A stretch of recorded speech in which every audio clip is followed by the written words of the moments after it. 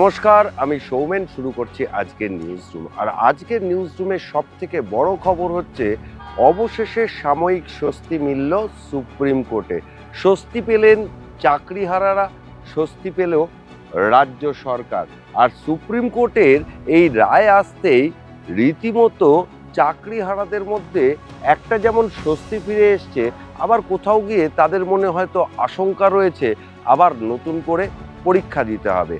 আর আজকে supreme court তার নির্দেশনামায় কি বলেছে, যে রাজ্য সরকার এবং মধ্যশিক্ষা পর্ষদ আর এসএসসি মিলে যে মামলা করেছিল, যে আবেদন জানিয়েছিল সর্বোচ্চ আদালতের কাছে, সেই আদালত সেই বিবেচনা করে বলেছে যে না, 31শে ডিসেম্বর পর্যন্ত আপনাদেরকে সময় বৃদ্ধি করা হলো।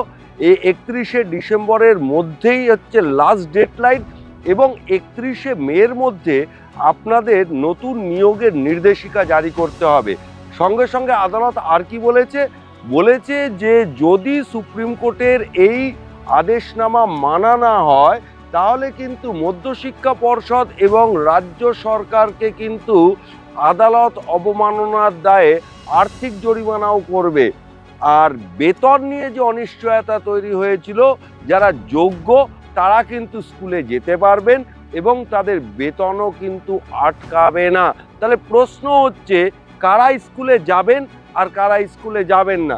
এই রায়তে কিন্তু স্পষ্ট যে যারা যোগ্য তাদের কিন্তু স্কুলে যেতে আর কোনো বাধা থাকলো না, এবং তাদের যে সাংসারিক জীবনে যে অনিশ্চয়তা তৈরি হয়েছিল, তারা বেতন পাবেন কিনা, সংসার জীবন নির্বাহ করতে পারবেন কিনা, আজকে সুপ্রিম স্বস্তিতে কিন্তু পরিষ্কার হয়ে গিয়েছে যারা যোগ্য তারা স্কুলে জয়েন করতে পারবেন, পড়ুয়াদের পড়াতে পারবেন, এবং তারা মাস শেষ হলে যেরকম আগে বেতন পেতেন সেরকম বেতনও পাবেন।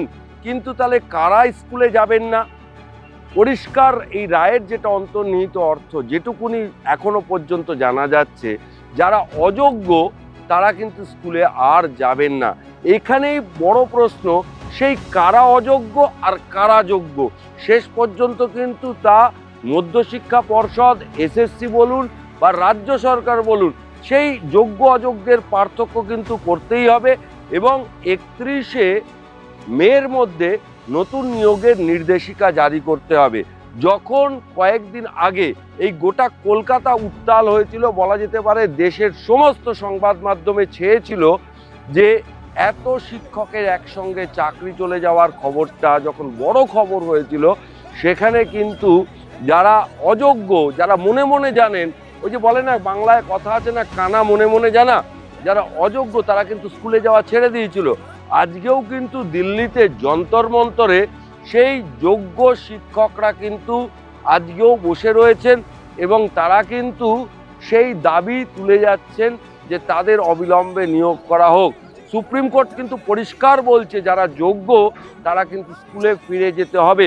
প্রধান বিচারপতির আজকে যে পর্যবেক্ষণ রয়েছে, সেই পর্যবেক্ষণ পরিষ্কার যে সুপ্রিম কোর্ট তারা কিন্তু পড়ুয়াদের লেখাপড়ার বিষয় বেশি চিন্তিত, এবং রাজ্য সরকার, এসএসসি এবং মধ্যশিক্ষা পর্ষদকেই কিন্তু ডিটারমিনেশন করতে হবে, সেগ্রিগেট করতে হবে কারা যোগ্য আর কারা যোগ্য নয়। অর্থাৎ অযোগ্যদের তালিকা কিন্তু শেষ পর্যন্ত সুপ্রিম কোর্টের কাছে এসেই পড়বে। আর ইতিমধ্যে এই খবর যখন, আজকে রায়ের খবর যখন সামনে এসছে, তখন নবান্নে সাংবাদিক সম্মেলন করে মুখ্যমন্ত্রী বলেছেন এটা বড় স্বস্তি। শোনাবো আজকে মুখ্যমন্ত্রী কি বলেছেন। আমাকে লয়ার যেটা ব্রিফ করেছে, আপ টু ডিসেম্বর পর্যন্ত টাইম দিয়েছেন। কাজে একটা আপাতত স্বস্তি, যে তাদের মাইনের ব্যাপারে আমরা চিন্তা করছিলাম কি করে দেওয়া যায়, কারণ আগের বারে বলা হয়েছিল মাইনে দেওয়া যাবে না, সেই জন্য আমরা বিকল্প পথের সন্ধান করছিলাম। কাজে আমি কথা দিয়েছিলাম, আমি শুধু নই, আমাদের সবাই, আমাদের পরিবার, পশ্চিমবঙ্গ সরকার পরিবার, মানুষের পরিবার, যে আমরা দেখব যাতে ওদের কোনো অসুবিধে না হয়। সেটা আজকে আমরা আমাদের আবেদনে সাড়া দিয়ে ডিসেম্বর পর্যন্ত আমরা সময় পেয়ে গেছি, এবং তারপরেও দেখবেন, আমি অনেকে বলছেন 2026-এ যাবে, 2026-এ যাওয়ার প্রশ্নই নেই, এই বছরের মধ্যেই সব সমাধান হয়ে যাবে আশা করি। এই রায়তে কোথাও কিন্তু গ্রুপ সি বা গ্রুপ ডির বিষয়ে কোনো কথা বলা হয়নি।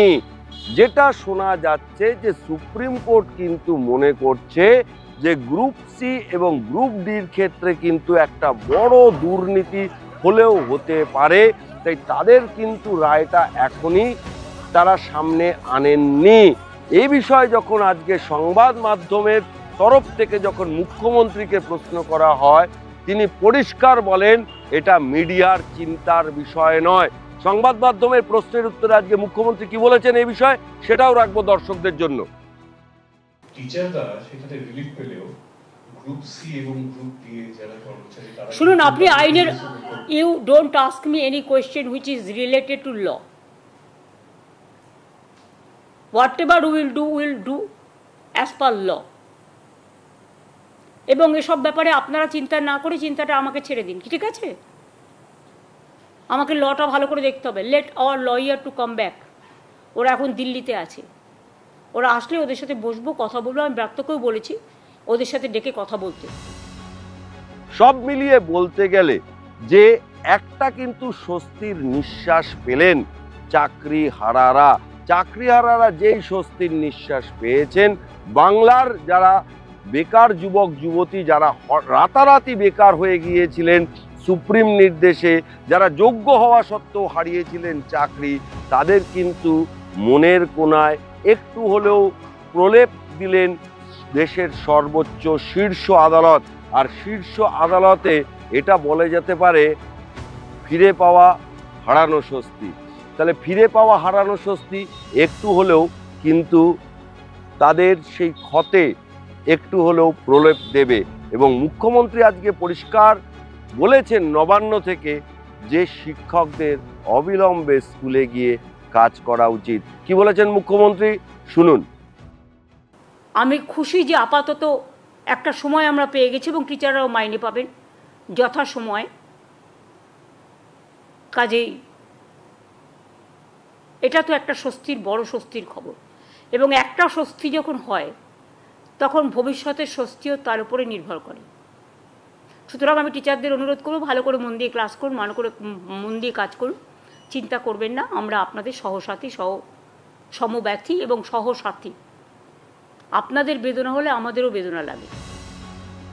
এখন কত তাড়াতাড়ি রাজ্য সরকার, এসএসসি বা মধ্যশিক্ষা পর্ষদ সুপ্রিম কোর্টের নির্দেশ মোতাবেক এই রাজ্যে নিয়োগ প্রক্রিয়া সম্পন্ন করবে স্বচ্ছতার সঙ্গে, সেটাই মানুষ আশা রাখে।